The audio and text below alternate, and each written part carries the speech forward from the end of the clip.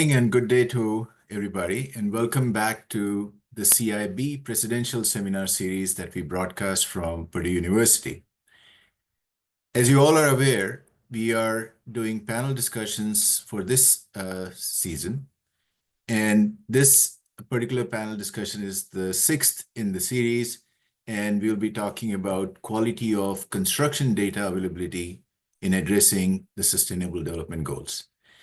Again, we have put together an excellent panel of distinguished colleagues from all parts of the world. And so let me go ahead and introduce each one of them. And then we will unfold. They will each take about 8 minutes to present their thoughts, and then we'll open that for discussion and conversation. But as you all are aware, in May of this year, from May 19th to the 23rd, we are going to host the CIB World Building Congress 2025 at Purdue University. And all of these panel discussions are a setup to get that discussion going, get the thoughts flowing in everybody's mind. So when you all come for the conference in May of this year, that you all have your ideas and topics to share with everybody else. So with that said, let me introduce our distinguished panelists. We have four panelists, as I mentioned today. Our first one is Professor Abimbola Wendapo. She comes from University of Cape Town in South Africa. She's also the task group leader for Task Group 81, which is Global Construction Data. Professor Abimbola Wendapo is a professor in the Department of Construction Economics and Management and the former Deputy Dean of Postgraduate Studies in the Faculty of Engineering and the Built Environment at University of Cape Town. With over 35 years of experience in practice teaching and research within the construction industry, she's a recognized expert in her field. Professor Wendapo holds a C2 rating from the National Research Foundation of South Africa and is a registered professional construction project manager and mentor with the South African Council for the Project and Construction Management Professions. Additionally, she is registered with the Council of Registered Builders of Nigeria and is a fellow of the Nigerian Institute of Building. Her interdisciplinary research focuses on leadership, economic development, sustainable housing, construction business, and project management from a performance and practice perspective. Professor Wendapo is a joint coordinator of the TG81, as I mentioned earlier, which is Global Construction Data Task Group of the CIB. In addition to her academic role, she is the editor of the Journal of Construction Business and Management that is hosted by University of Cape Town Libraries. And she's a distinguished associate of the Royal Academy of Engineering and has received several awards, including the prestigious NSTF South 32 Engineering Research Capacity Development Award, which is the Science Oscars Award. Our second speaker is Professor Jacob Kashiwagi. He comes to us from Kashiwagi Solution Model Incorporated in the United States, based in Arizona. He's the coordinator for W117, which is Performance Measurement in Construction. Dr. Kashiwagi is a thought leader in the area of education, leadership development, procurement, and supply chain management. He received his PhD from Delft University of Technology in the area of supply chain management. His research led to co-develop the best value approach, which is a revolutionary and internationally renowned approach to business. The groundbreaking model is the most licensed technology out of Arizona State University in the past 20 years and has been tested on over 2,000 projects valued over $6 billion in services with a 98% success rating for on time, within budget, and with clients highly satisfied. And a saving of, I must say, over 10 to 30% on all project costs. Dr. Kashiwagi has managed the expansion of the Best Value Approach program throughout the world, and the global success of the Best Value Approach, inspired by Dr. Jacob Kashiwagi as the author of No Influence Leadership Model a radical approach to teaching leadership skills to students and professionals. The leadership model led by Dr. Kashiwagi to create the Leadership Society of Arizona. It's a nonprofit organization that he established for helping high school students to be successful. Using his professional and educational experience, he has taught this approach to over 8,000 management professionals, 1,500 college students, and over 1,200 high school students. Dr. Kashiwagi continues to champion programs to advance the fields of project management and procurement by presenting a large group, inspiring young people, giving back to the community, and publishing books. His most recent book, In Search for Truth, has gone to sell hundreds of copies and help professionals, parents, and students all over the world. Our third speaker is Professor Subhashini Suresh. She comes to us from University of Wolverhampton in UK, and she's the coordinator for CIBW 102, which is for Information and Knowledge Management in Building. Professor Suresh is an experienced academic and research leader. She is a professor director for the postgraduate research program and strategic advisor for India Partnerships. She has a PhD in knowledge management. Her research focuses on sustainable development goals in gender equality, which is SDG 5, industry innovation and infrastructure, which is SDG 9, and sustainable cities and communities, which is SDG 11. She has been engaged in high-level research as a principal investigator of national and international project consortiums with a combined budget of over £6 billion. Her work significantly advances the integration of knowledge management principles in engineering and construction sectors, promoting innovation and sustainability. Our fourth panelist, Professor Pia Suominen, comes to us from Tampere University in Finland. And she's going to lead a new task group on AI in construction. Professor Suominen is industry professor in Tampere University in Faculty of Built Environment, Civil Engineering, and the Development Director in Construction and Property Development Services in Granlund Limited. Professor Suominen is a team-oriented leader with an unbeaten track record and over 25 years experience in energy efficiency of the buildings and low-carbon built environment. She has worked both in private and university sector. During the last 7 years, Pia's primary focus has been on indoor health safety in pandemic response, carbon-neutral energy solutions, lean construction, as well as digitalization in design and construction. So with that quick summary of our four distinguished panelists and their achievements, let me start this discussion by handing over the floor to Professor Abimbola Vindapo. Abimbola, the floor is yours.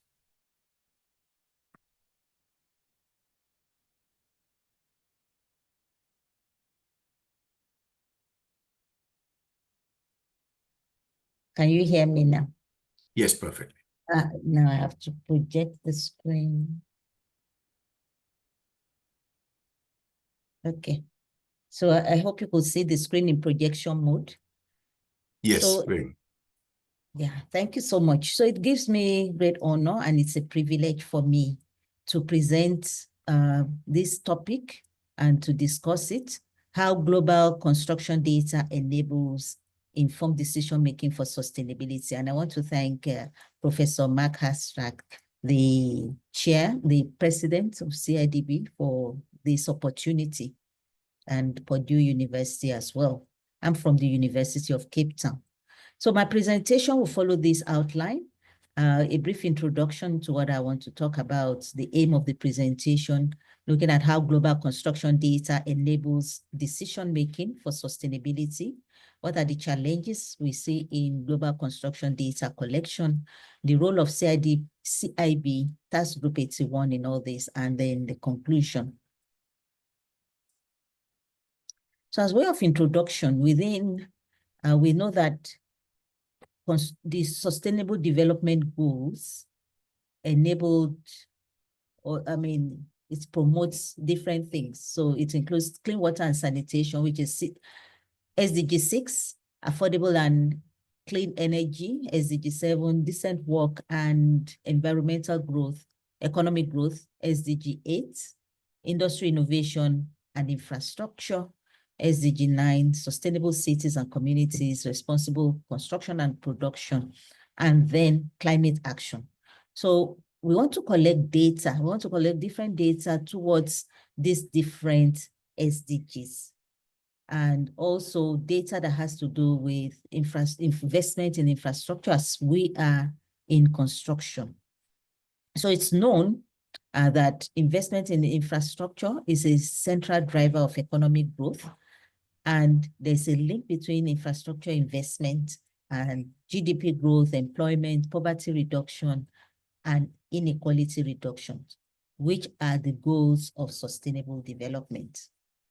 And then the data sets that we'll be looking for, of course, will be the demographic data to know about the changes in population, housing data and GIS data, housing vacancies, affordability, if we are looking into cities, constructing houses for people, and also economic data for construction companies wishing to know the expenditure and budget revenues of the government.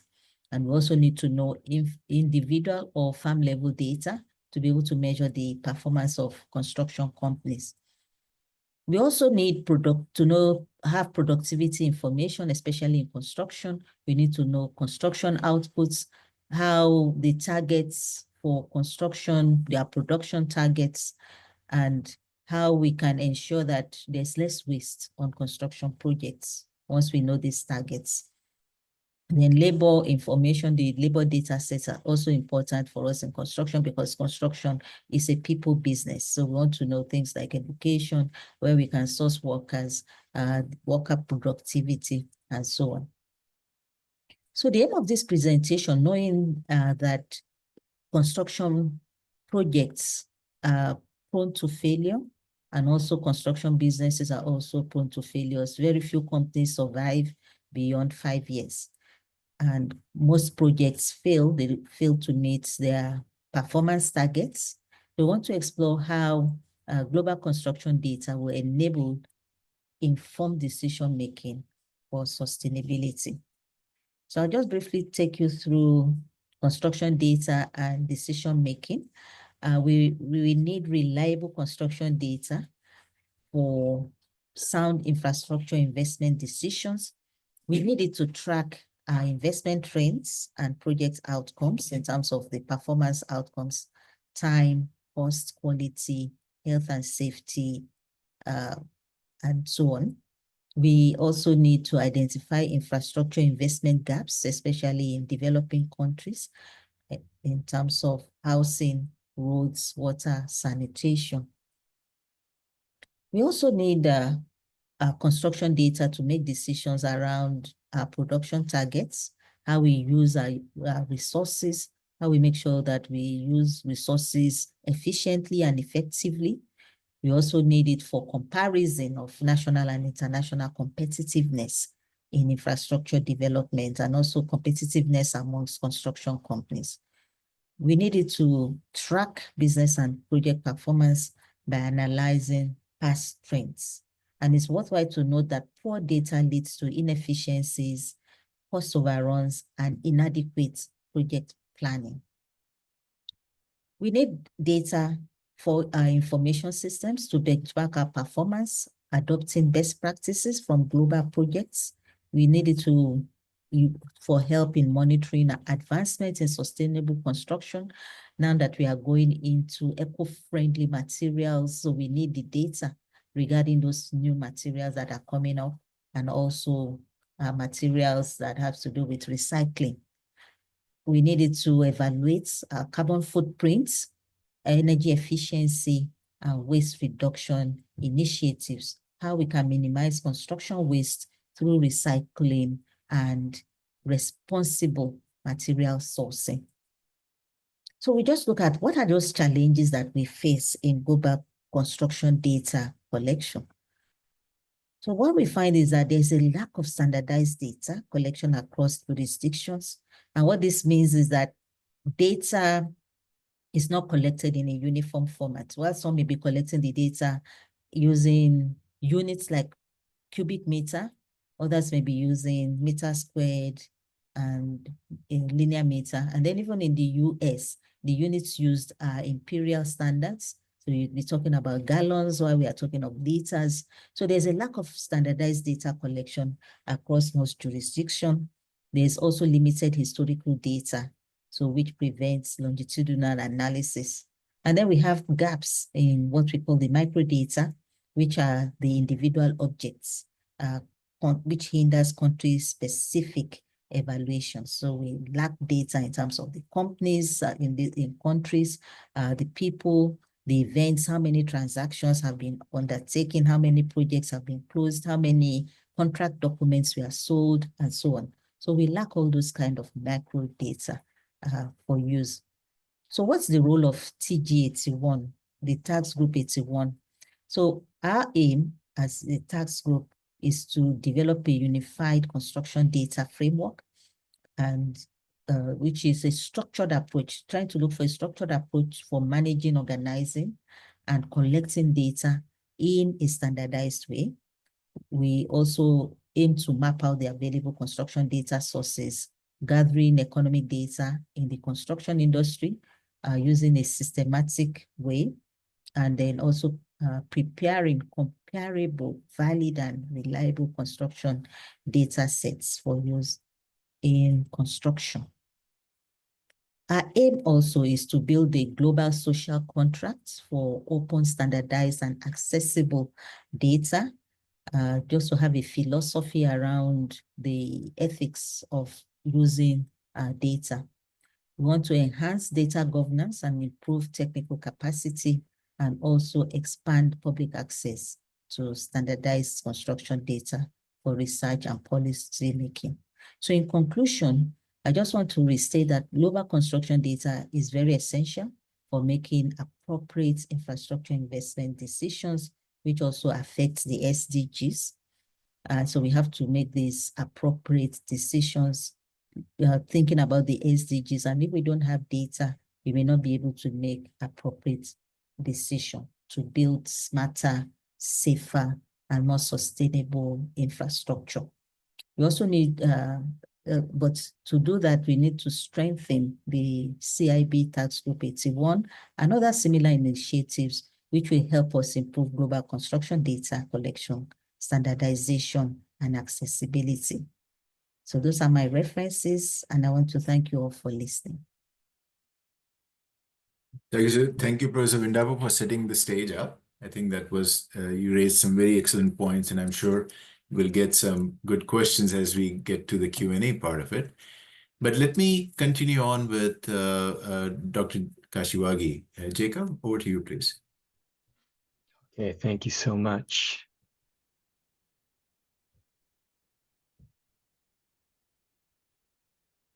Okay. Can you see my screen? Yes.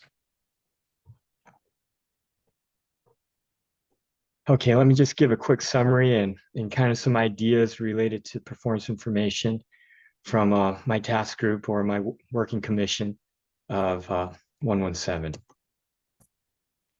One of the reasons we created Working Commission 117 was because we saw a need in the industry, especially with construction projects and efforts.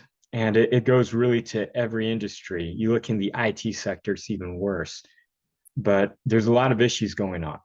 And the end objectives are not really being reached, and they're not being reached within the time and budget allotted. And especially with the competition in the world and scarcity of resources right now, it's really tough.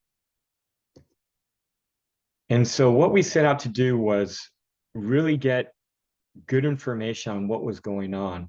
And in order to do that, we realized we had to branch out into a couple sectors into society. First is the university. That's the main push for research. The second was the industry. And so we did that through Kashiwagi solution model, which has been the major funding effort for the research group. And then we also had a collaborative effort from a lot of different research groups and efforts in the world and universities that PBSRG coordinated for us. And what we ended up realizing is if we really wanted to make an impact with what we were finding, that we had to branch into the K-12 industry. And we had to start utilizing the ideas and the principles that we learned and teach them to the young ones. And so this is kind of the split out of W117 and the effort that we've been doing to collect information from beginning to the end. And as we have found the information and found out what was really working, we licensed it. And one of the big delivery processes that we've applied all of these lessons learned from the performance information we've collected has been through the best value model, which was licensed through ASU. And that's what we've been proliferating, how we've been proliferating it into the professional world. We wouldn't be much of a performance information organization if we didn't collect performance information on what we were doing and the research result of our research efforts. And so this is what it's looked like, which in terms of many delivery models, the results have been amazing.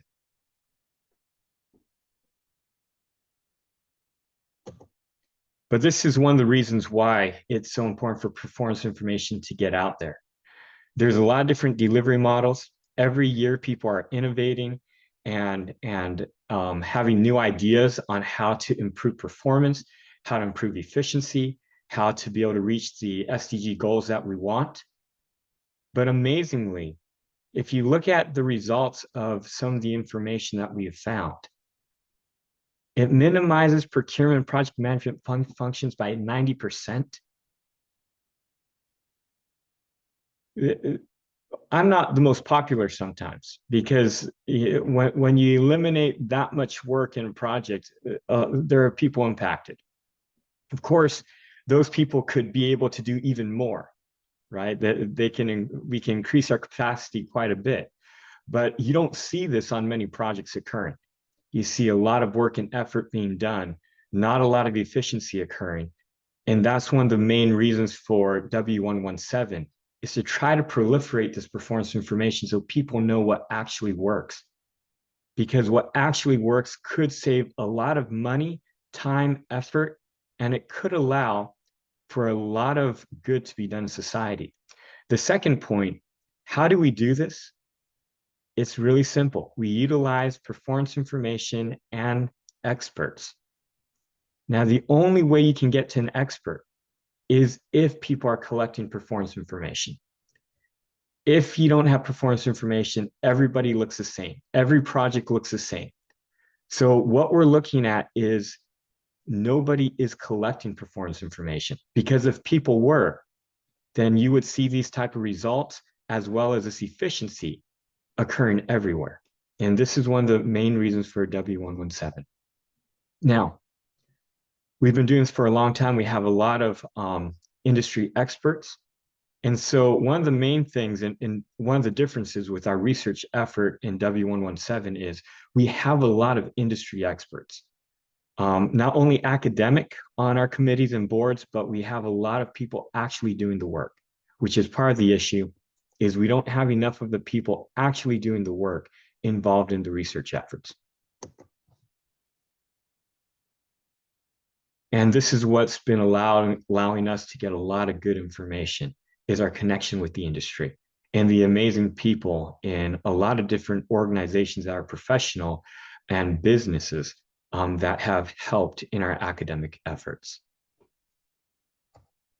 And that's it.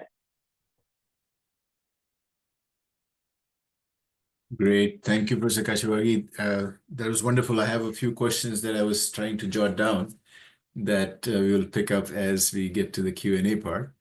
But let me move the conversation on to our third speaker, which is Professor Subhashini Suresh. Shubha? Yeah. Over to you, please. Thank you. Just bear with me when I share the screen.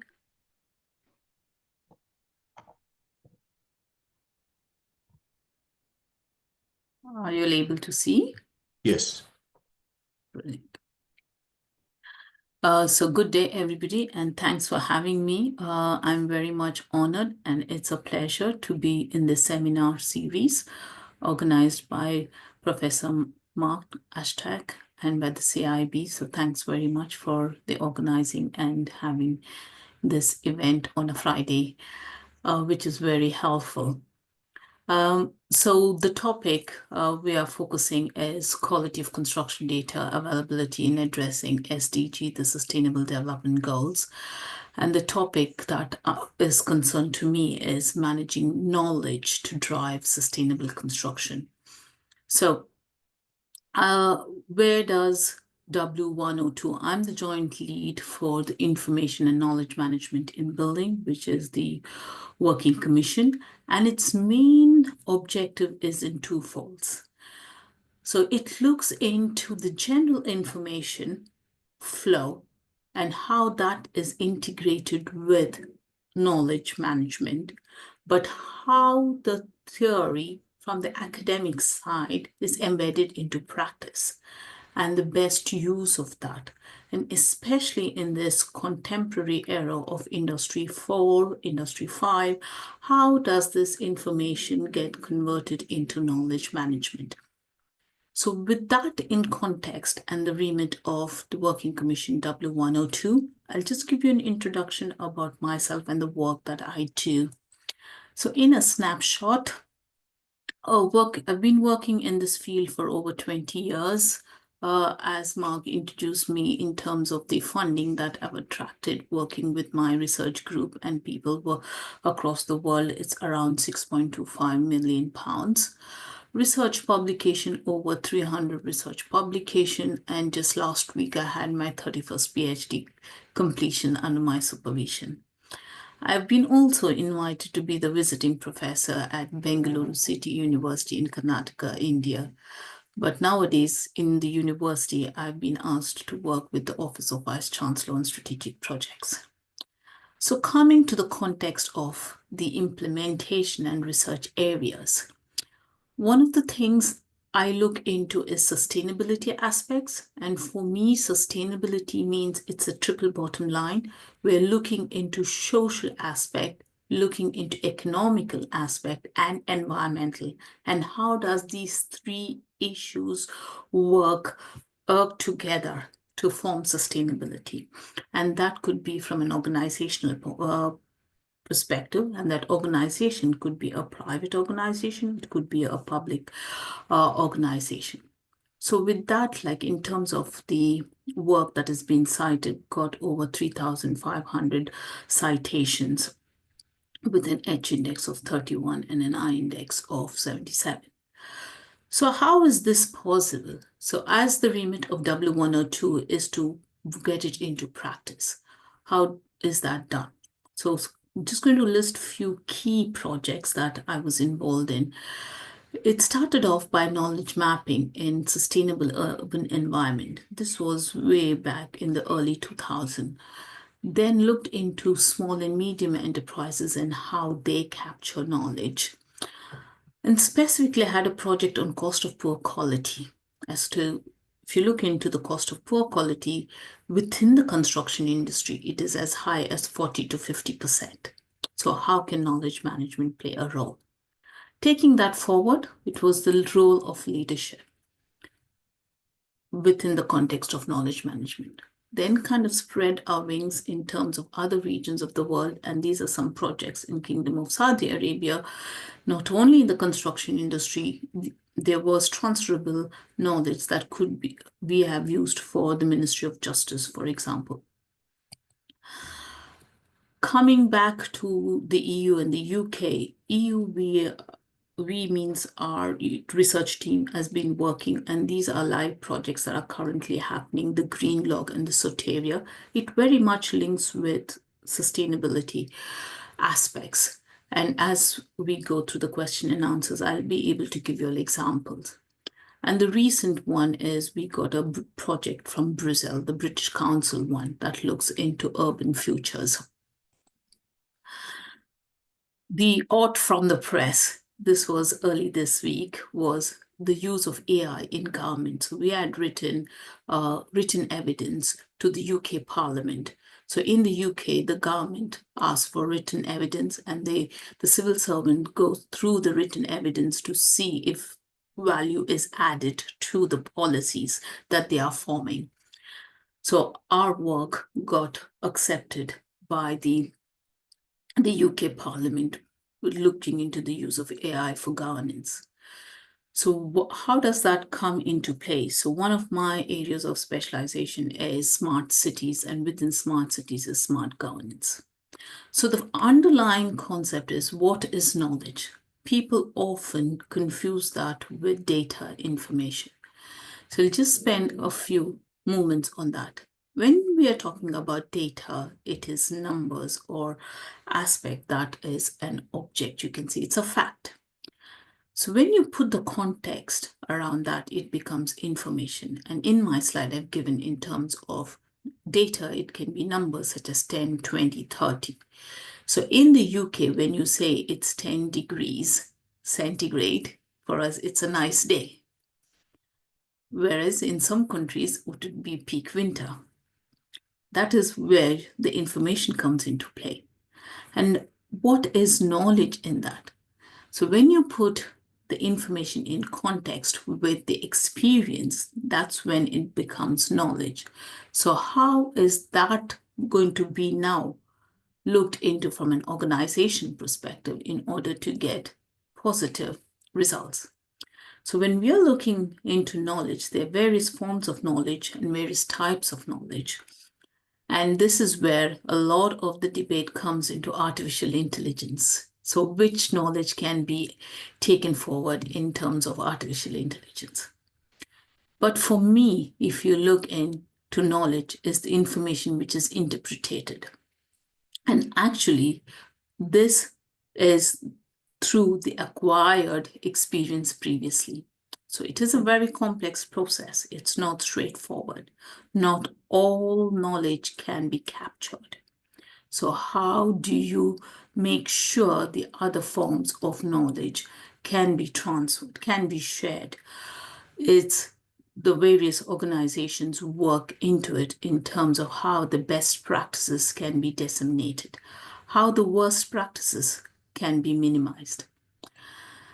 So for me, I use this concept of 5 W's and 1 H. It is also, as a joke, said as 5 wives and 1 husband, which can be easily kind of a tip that can be registered. So if we look into it from a knowledge management perspective, the 5 W's is knowing what knowledge is required, why it is required, where it is located. Where is very important because not even all information is available. There are hidden assets within organizations, within projects. So how do you identify that? And knowing when that is required and who will provide that. But up and above that, how is this being processed? If you're looking into it.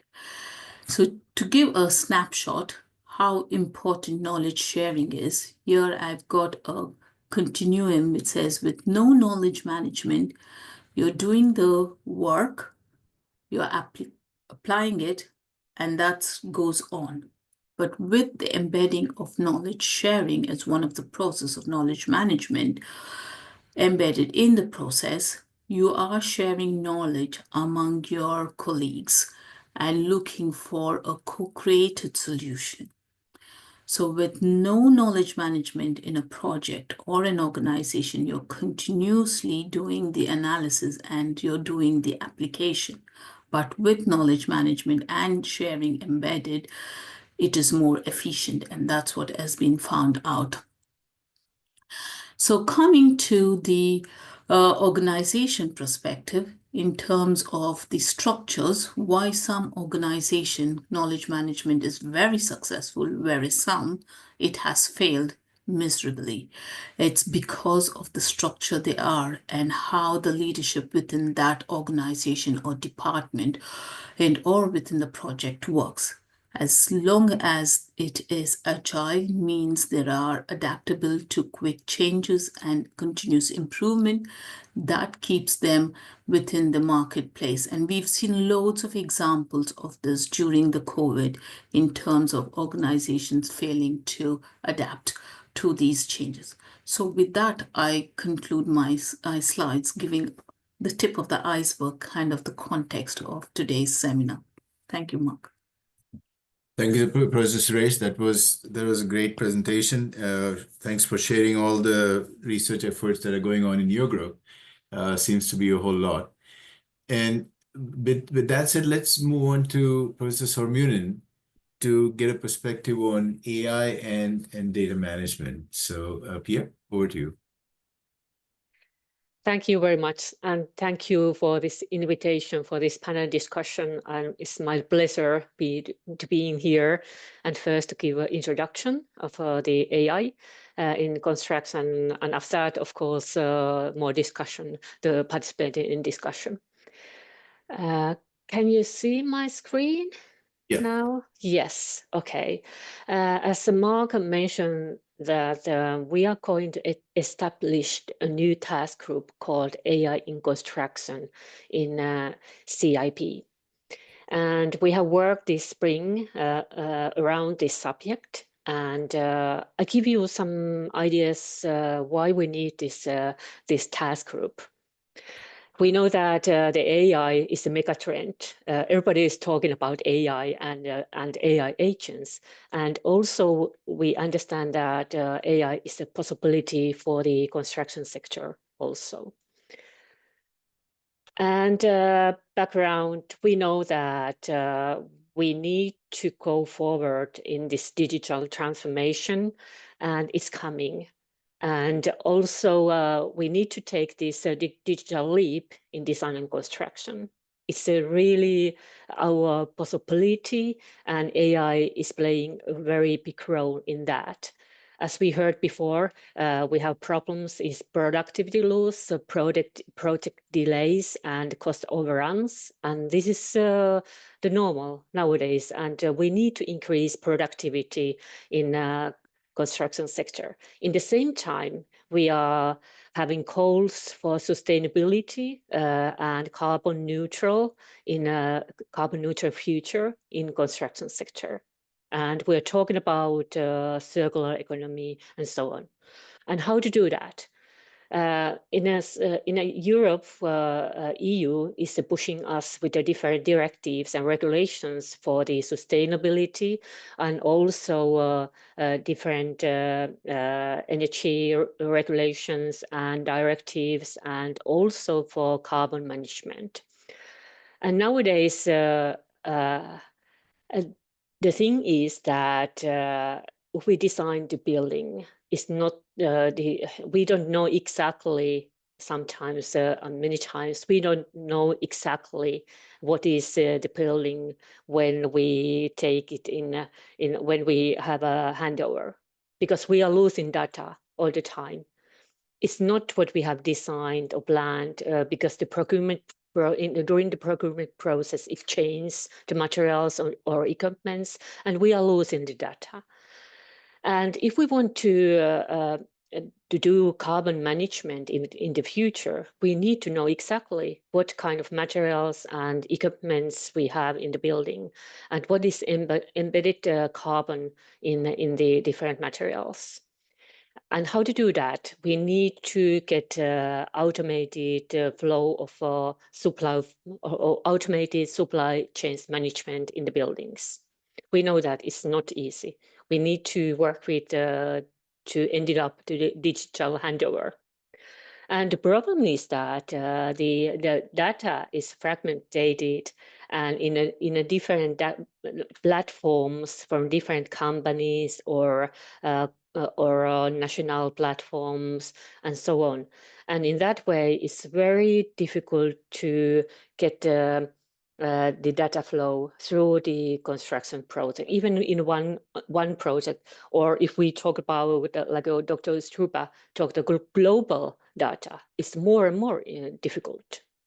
And this is very messy picture, but however, it also illustrates what is happening. If we consider the design, the procurement, supply chain management process, to the transport, to the site, and then the production, and finally to the maintenance, we have very much data in different platforms, and it's changing all the time from different stakeholders to other ones.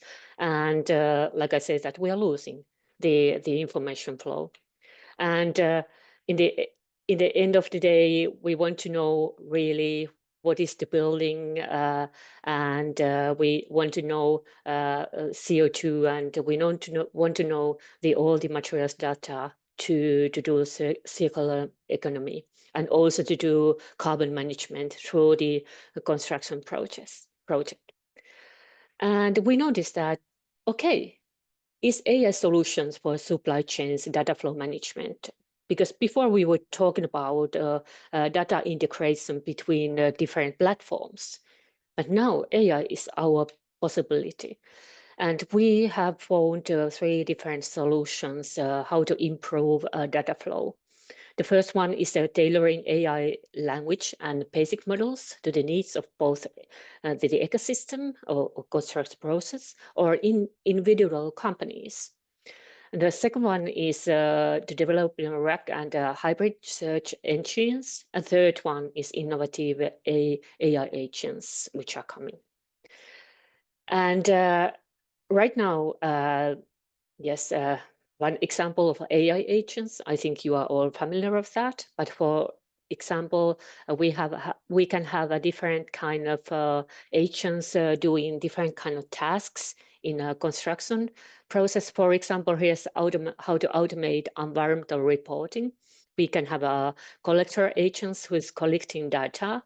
Then we have analysis days agents who is putting the data together, and then we have author agents who is writing the report. Very simple, but of course the human has a role in this process.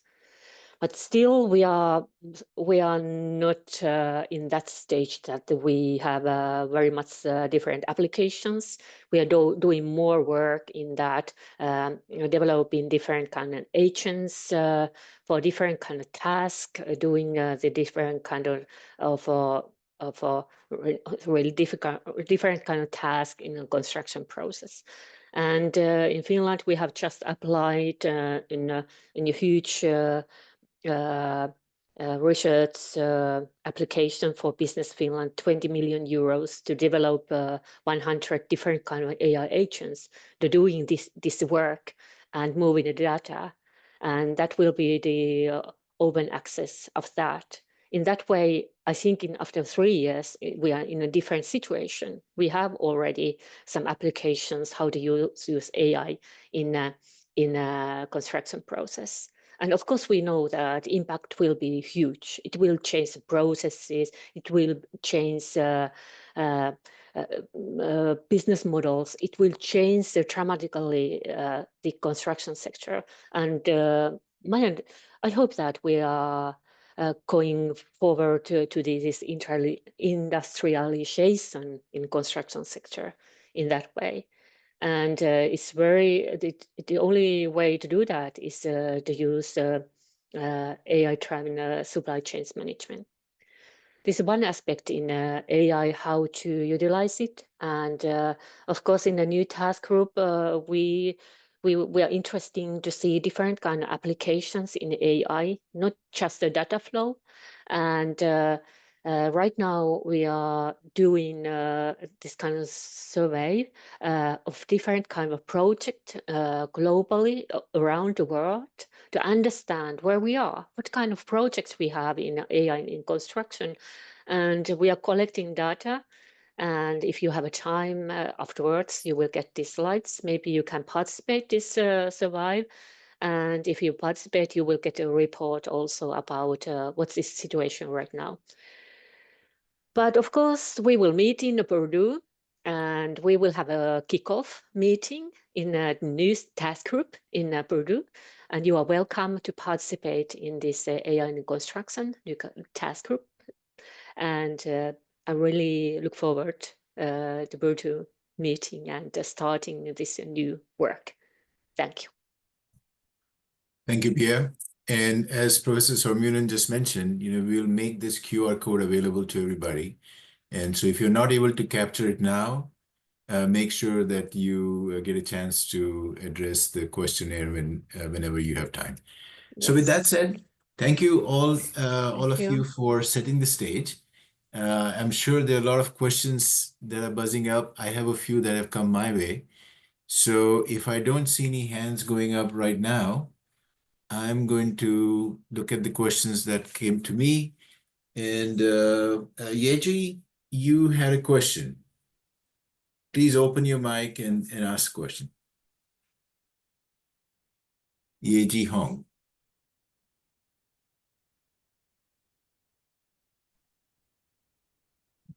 Yes, Professor Stack. Do you hear me? Yes, we can hear you. A little bit of crackling, but go ahead, please. Oh, yes. So,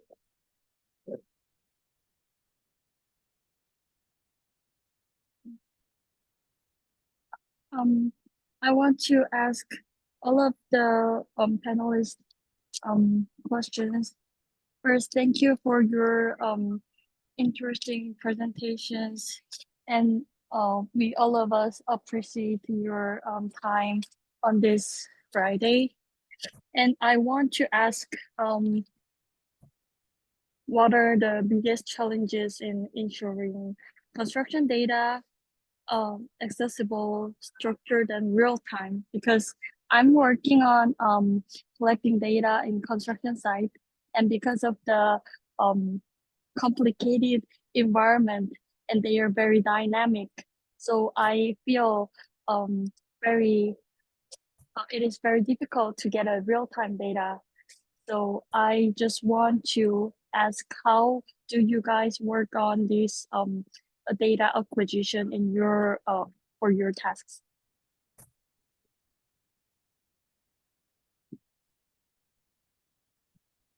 Anybody would like to go first? I can start.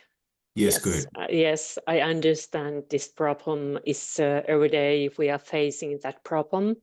And I think one problem is that the data is not in standardized form. And in that way, it's very difficult to collect it. And as I showed before, it's in a different kind of platforms in databases, and the integration between different platforms and databases is difficult. And sometimes it's even in Excels or whatever format. And in that way, it makes it really complicated to collect it in a real time. So I think the solution is that we need to standardize the data to make it as a standardized form. In that way, we are able to use machine learning or AI for the collecting data. Thank you, Pia. Anybody else would like to add? Shubha, go ahead, please. Yeah, I can go ahead. So it depends on what data you're asking for and what the purpose is. Say there are requests for information that you can get some data if it is in the government database or an organization, and they're willing to part with that through the request of information. However, if you belong to an organization and you're working within that organization, you will have data access far more better than a person outside it. But what Professor Sorman said, as an outsider, as a researcher, or as a student, you're looking for data, that is going to be very specified in terms of what the problem that you're trying to look into and what data is available based on that.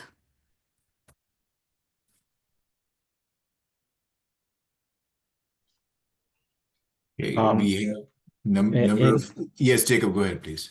In my arena, I have a little different of a view. We deal more with projects, but to me, it's an accountability issue. The reason we have issues is the people who are accountable, they are not required to measure themselves, right? In order to get accurate real-time data, you have to get the people who are doing the work to be reporting the data, to be developing the systems to report the data. And that's not how society works right now. Society works is we hire someone to do the work, and then we hire someone else to try and collect the data. So the people who are actually doing the work have no incentive to collect data. Hence, it's never going to be collected because they're the only ones who can actually get the real-time data. And so if we want to fix this issue, we have to make people accountable. When they do the work, they have to be accountable that part of the work is collecting the data and reporting it, right? But because governments are not accountable usually, not all, but it's really tough to be able to do that. In my perspective, that's the biggest issue. I could add to that, if I may. Please. Yeah, just giving example, if you're looking the way our construction industry is, most of the projects at times, if you're talking about large infrastructure projects, are being built in place where there is no access to internet. So when you're talking about data, in terms of recording data and actually who's doing the work and being accountable, even today, it's done in a very traditional manner, which is paper and pencil or pen. So what incentives do they have in terms of converting that into a digital format? Some organizations, yes, do make an effort to do that, but they have to come to the office and then upload it to the portal. So again, that's where in terms of resources, in terms of their competency levels, it is an whole ecosystem of where the data is generated, how it is stored, how it is transferred, and how it is shared. Thank you. And Good also, point. yeah, I just wanted to add that also in construction, some of this data is either quantitative, so it's something you can count, and then some are qualitative, so which makes it very difficult to measure. Thank you. And particularly in a global context, if there are parties coming from all different parts of the world, then it probably becomes even more difficult because of their protocol and other constraints that they might have in sharing data, of course. But thanks, AG, for kickstarting that conversation. We have a number of hands going up, so let's start with Professor Widener. Ted, go ahead, please. Good morning. Thank you for the presentation. I teach a class in critical thinking and construction, and one of the things that we try to have are debates between the students about different topics. One of the topics this year is to look at AI in construction and question whether it is the techniques that are developed in construction, which are sometimes very creative, are intellectual property or not? And how does AI affect the intellectual property rights of the creative constructors?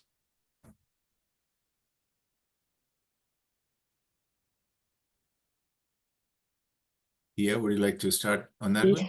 Yes, very difficult questions. If I would have that, I would tell you, but it's a very the issues what we need to research and do more work with, because there are this kind of questions what we don't have answers yet. This is my understanding. Sorry, I can't answer for that question. Yeah. If I may come in, if that's okay. Yes, Timur, go Yes. ahead, please.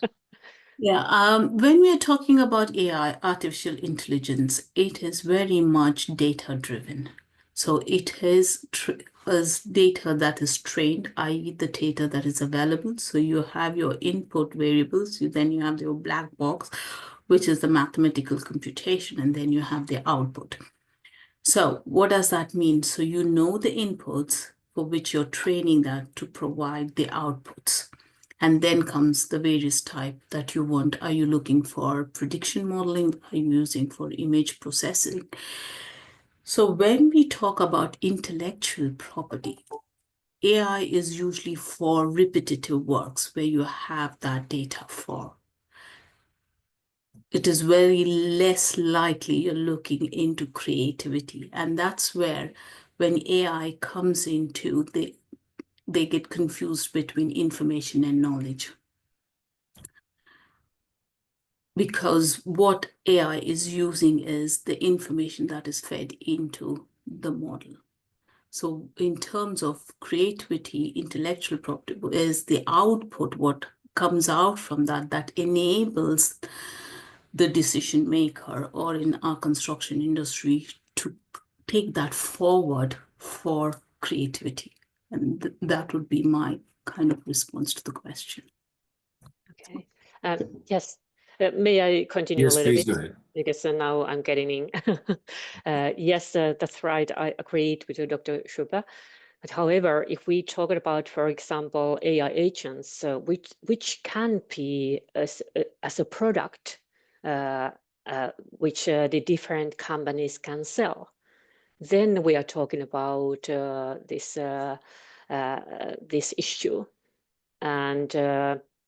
And of course, because I think there will be in the future the companies which are providing the AI agents for construction sector. They are just providing the agents, and then it's a business. And then you have the property, what is the IBR for these products. This is one aspect for that. I think the question still remains that how would companies manage that IP, and how would AI play a good or a bad role in that context? It should lead to a good debate. It certainly will. Anybody else? Jacob, Bimbola, do you want to add into that? You know, this is the information age. It doesn't help with people trying to have intellectual property. If you have intellectual property, it better be something so innovative nobody can think about it, or any data cannot replicate it. Because right now you can get any information anywhere, and if you can plug it through a computer system and it can figure it out, it's not intellectual property anymore. You know, it's very hard to be able to support that. But, you know, that's why a lot of large organizations are trying to prevent people from getting information, which actually goes against what, you know, a lot of organizations are trying to do, because Pia is right. I know a couple of construction industry professionals already in Europe that are creating AI for procurement and for many different functions of construction. It's a subscription based, and they're developing the AI, they're collecting the data, and they're keeping the data, right? So that data becomes very valuable. You know, now it's not beneficial for a lot of large organizations to release the data to anyone, which has always been the case. So it's just another way of doing it, but it is just something that's tough, that people have to start realizing that's, you know, that's what's going on. Okay, thank you, Jacob. Well, Ed, let's move on to the next question. I know Dave has been waiting for a while. And please, to all our panelists, please feel to jump in anytime you like and address any of the questions that have come up so far. We can always go back and forth. But I want to capture Dave's question, what he has in mind. Dave, go ahead, please. Thank you. I'll ask my question, but I think Jacob just answered it. Okay. My question basically was, what is the incentive to provide information? Because it seems like information is that value. And if a construction company or any company maintains some intellectual knowledge, providing that to others sort of releases their advantage. So I don't recognize the incentive for anybody to really participate or allow anything. Certainly not at a precision level. Something at a macro level, okay, but anything of real meaning, I think there's a real challenge to get folks involved. Or To answer that a little bit more, you have a guy named Elon Musk who released all of their intellectual property on the internet to making an electric vehicle. He had no issues in doing it, and even after he did it, nobody really could replicate what he did with Tesla. The incentive of releasing information is only there if you are the best at what you do. If you are really good at what you do, and your value is more than just information, and it's your creativity, your innovation, the way you run things, the way you manage things, then it only benefits you releasing the information to help other people in society and to make society better. But if you're worried about your own ability to get money and work and produce value comparatively, then there is no incentive. You're looking out for yourself. So, the main reason for sharing information, especially in our day, is to help society get better, to help other people along, to move innovation. The more you share what you know, the quicker other people can innovate off of that as well. Yeah, thank you. Actually, I have heard Mr. Musk comment why they don't do patents, and that falls in line directly with your response there. And like I say, there's the innovators are certainly probably a small segment in society. So, and it does save a lot of money to get an you. intellectual patent. So, It costs a lot of money. That's mainly going to lawyers. yes. Well, thank you. Thank you for those points and counterpoints there. I appreciate that. Anybody else would like to jump in? Well, let's move on to our next question. Some few more questions have come my way. And I'm going to pick on Jim Siebert. He has a very interesting perspective that probably goes in line with what Dave was picking up. Jim, go ahead, please. Yeah, I had a couple different questions, but I guess kind of adding on to what we were just talking about, are there shared databases for construction right now as far as industry performance available for research? And do you see that accessibility increasing or decreasing as AI advances?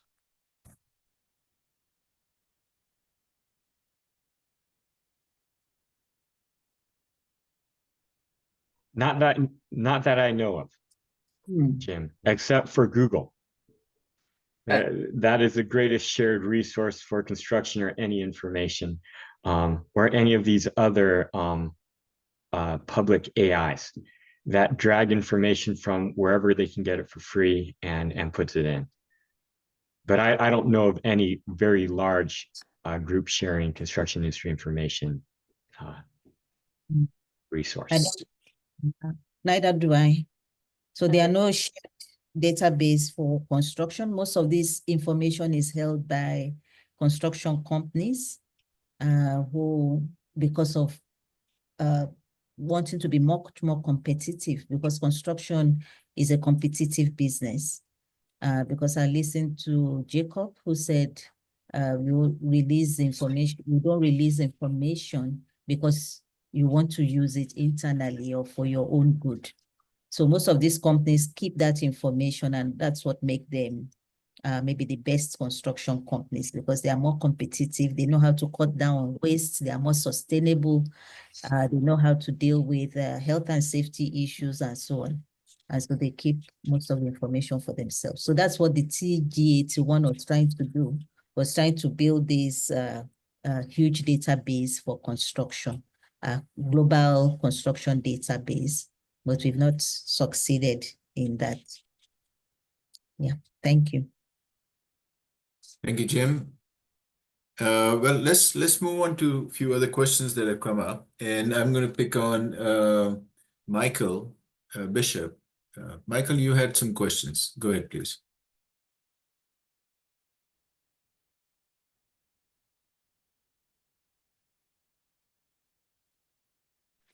Good morning, everyone. No, I think my questions were answered in a way. I know there was a very busy slide that I think contained some of the answers there. So No further questions here, but I appreciate everybody's time and efforts there. Thank you.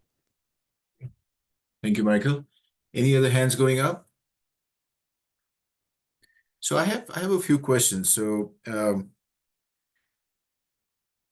think Shubha, you had mentioned in your presentation about the cost of poor quality of data.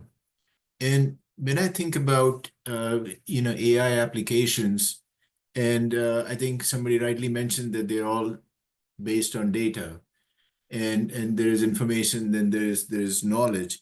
So if you were to put those two things together as in cost of poor quality of data, and using that as not information, simply information, but as knowledge, what do you foresee? What are some of the good and the bad of using AI-based technology in data management, data collection, and using that for decision making? Complex question, sorry. I'll try to answer it. In terms of the data itself, what comes in, i.e. what's collected, it's very important, and the purpose of it is very important because there's so much data in the construction industry. Then the question occurs in terms of what is it used for? How is it transformed to information?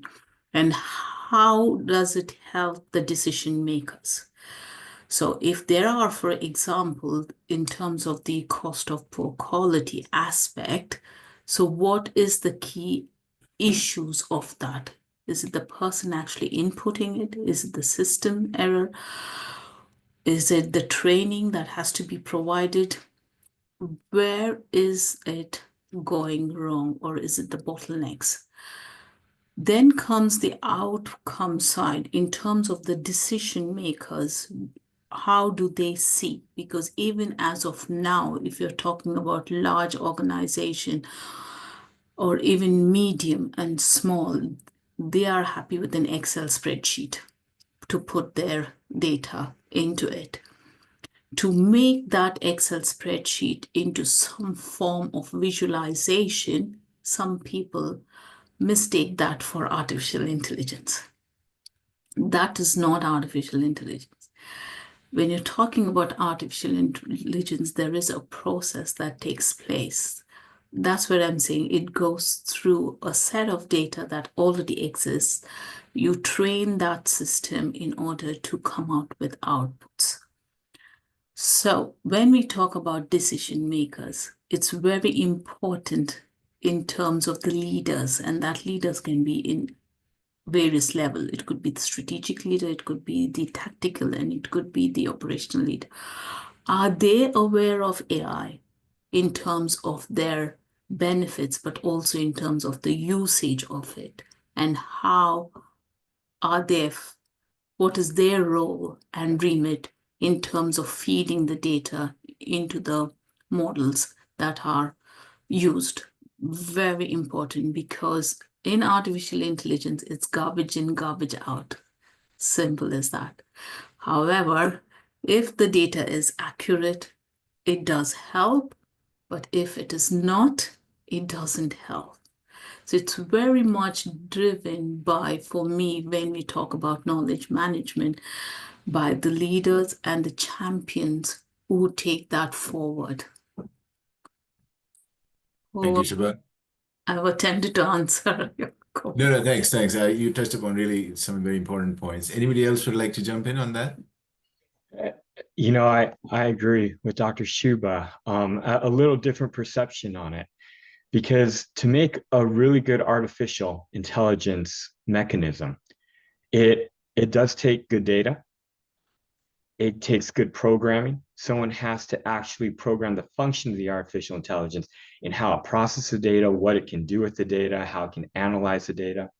But if you have a good AI system, the impact on that society, the impact in cost savings, in time reduction, in minimizing resources, in effort, in mistakes, and the amount of time you'll save in this, it's mind-boggling, right? And it's going to be a very big eye-opener for a lot of people in the construction industry when somebody actually does it, because it's going to cut a lot of jobs.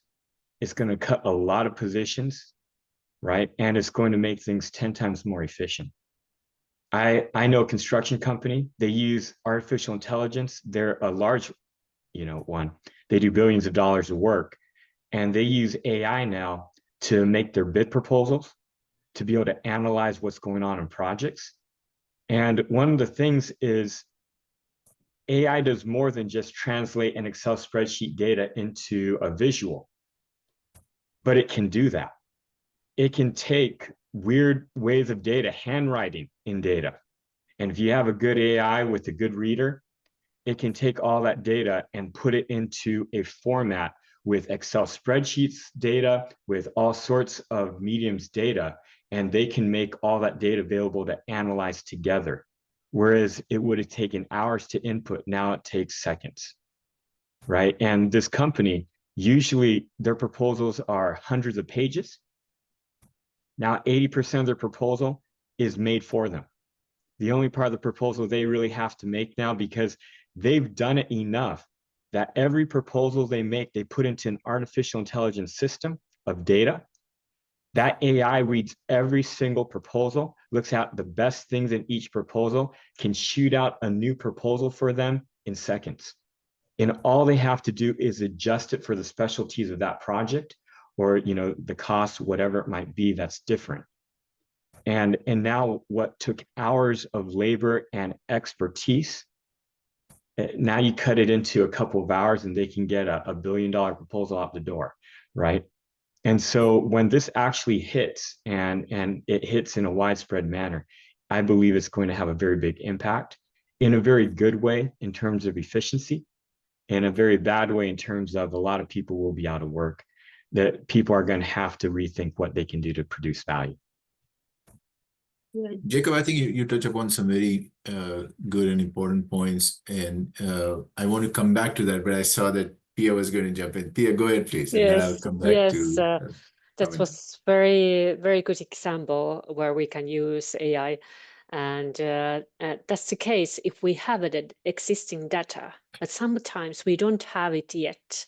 We need to collect it first, and after that we can use AI to do in the same kind of processes to increase productivity.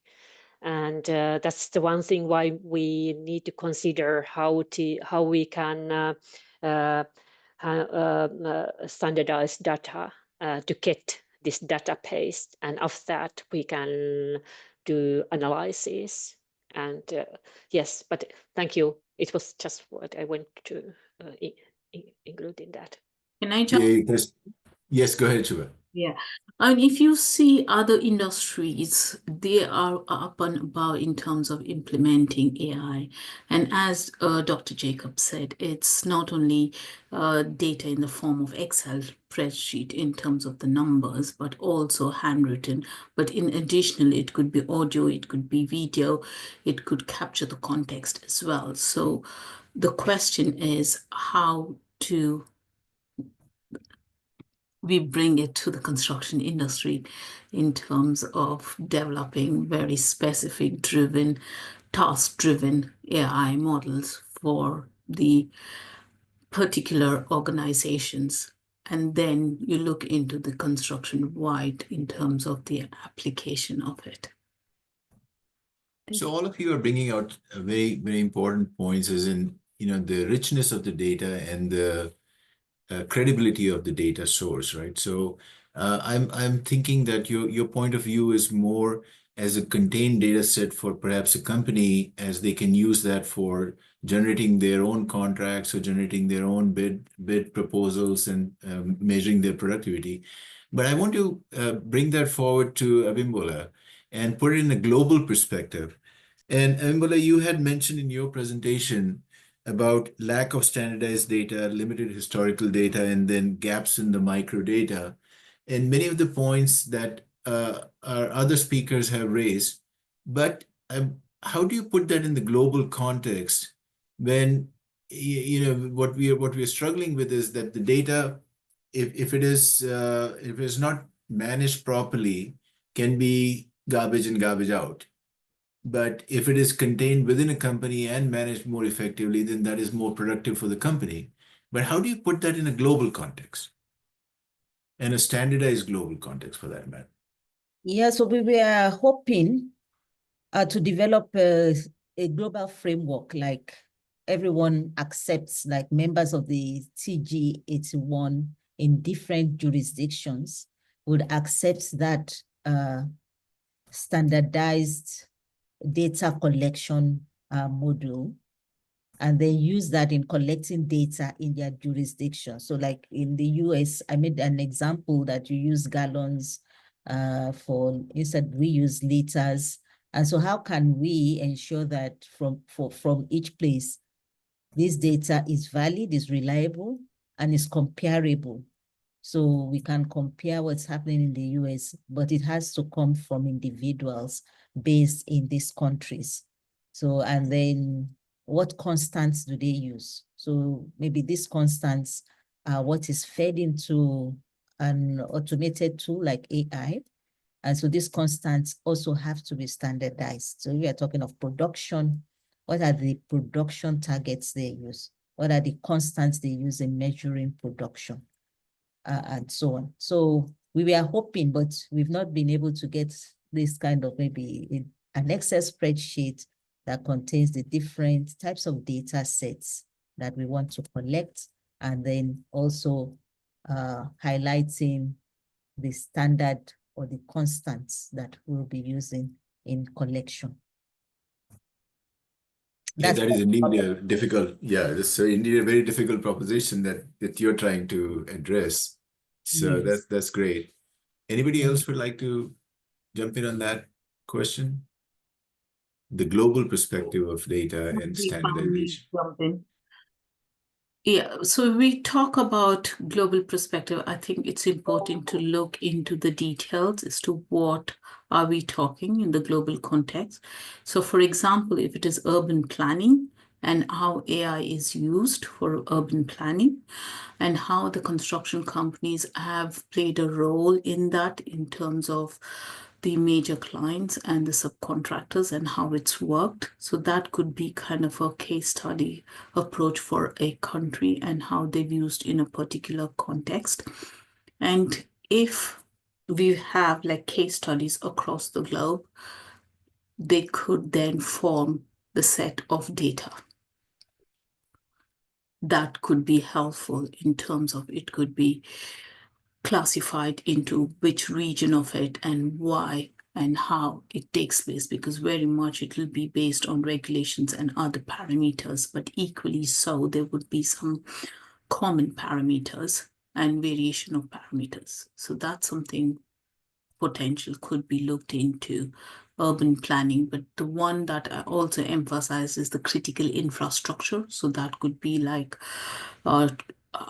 transport projects or energy projects. So how it is a partnership between the public and the private and how they are kind of getting the data that makes it work and how much can that be given out in terms of the global context.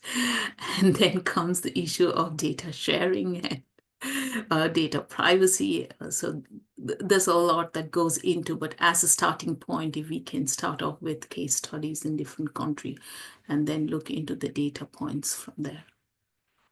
That's a good point, Shubha. In the interest of time, I'm going to bring in my last question. I always bring in my last question. And I want to go from a global context to I want to go to a micro context as in within the company itself.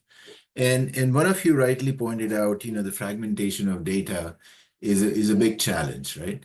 And so what advice all of you would give, say, 30-second advice, if I were to say so, that companies could do to actually collect data? So our research shows that there's this fragmented data, unless there is a protocol within a company of how to collect data, how to store that data, and how to create a data set, a volume of it that they can slice and dice, it's not going to be useful. So what advice would you offer to companies in how to go about collecting consistent data that could be effectively used for analytics.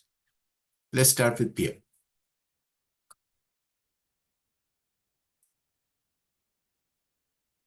Pia, you're on mute. Sorry, thank you. I started to answer the question. And if I consider the private company Graalund, where I work also in part-time, and we started to collect data, let's say 5-10 years ago. We just decided, okay, we take Excel and we collect, for example, the energy consumption data of the construction projects. It's more, we didn't know how we use that data in that time.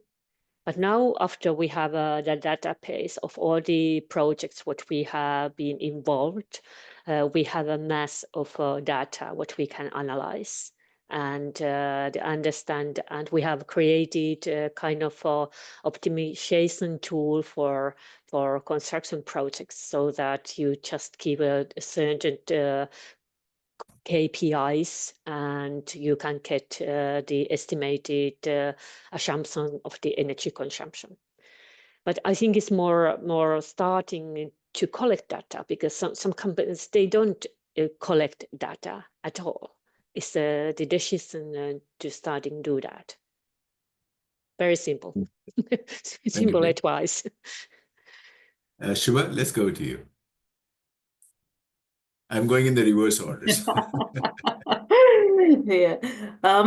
For me, I think it's where do we start from? And CIB is the best platform because we have members across the globe, and we've got kind of what I call as the tripod arrangement, i.e., which means we've got the industry people, we've got the academia, and we've got the government people as well. So how do we as members work together, or in the essence having the scope defined? How do we do this? I think that's the starting point, and then kind of come up with a roadmap within that in terms of the resources and what data is necessary to take that forward. Kind of having a data platform would help. Okay, thank you, Shiva. Jacob, let's go to you. Yes, I think I would advise the company in 3 things. 1, make sure whoever's getting the data are the people who are doing the work. 2, make sure whatever you're going to collect on, it doesn't require them to change or impact how much effort they have to put in. Do it as, make sure it's what they normally do, right? Something that they don't have to change how they do the work. And then 3 is make sure it's simple. Make sure it's something that's important to the company, that when you do it, you can show impact. Because if you can't show impact in the end, they're not going to do anything else. But those are 3 things I would tell a company to look at if they want to do something. Great. Yeah, thank you, Jacob. Abimbola, let's wrap up with your comments. Thank you so much for the question. I think what I would advise companies to do in terms of data, especially most companies use data for estimation and for looking at their performance, So I would say they should develop what I'll call constants. So they have to have those constants. They have to know for each of those work activities, for example, what are the constants for bricklaying, for example, block work, rendering. So, and then you want to know how many hours do you spend per square meter? So how many square meters, how many hours is this laborer or this worker using in doing that plastering? So with that, they can time, they can know the quantity of materials used, they can know the wastages, And so they can adjust the constants per project. So for each project, they can look at the constant, they can look at the constraints involved, why are there changes, where are there variations. And so this will enable them to improve their performance. So look at the areas where there are wastages, what caused it, and then check the constants and then develop something uniform for them to be able to compete effectively in the industry. That would be my advice. Thank you. Great. Thank you all very much. Unfortunately, we have run out of time, but I still have a ton of questions that I didn't even touch upon, and we didn't even get a chance to go deeper into some of the comments that you all raised. Each of your comment could be a debate in itself. And so thank you for that rich conversation. I'm sure our audience will get a chance to listen to this, and they will catch hold of you at the conference and raise some of the points that you have raised and have a good discussion thereof. So I want to thank all four of you for participating in the panel today. It has been an extremely rich conversation, and I want to thank all our audience for their questions and raising some of the important and touching points. So thank you all. Have a great weekend. And we will see all of you in the next panel next week. Thank you. Okay, thank you, Mark. Thank you so See you in much. Purdue. Okay, thanks. Right. Yeah, see you all Bye. at Purdue, of course. Bye. Yes. Bye-bye. Bye.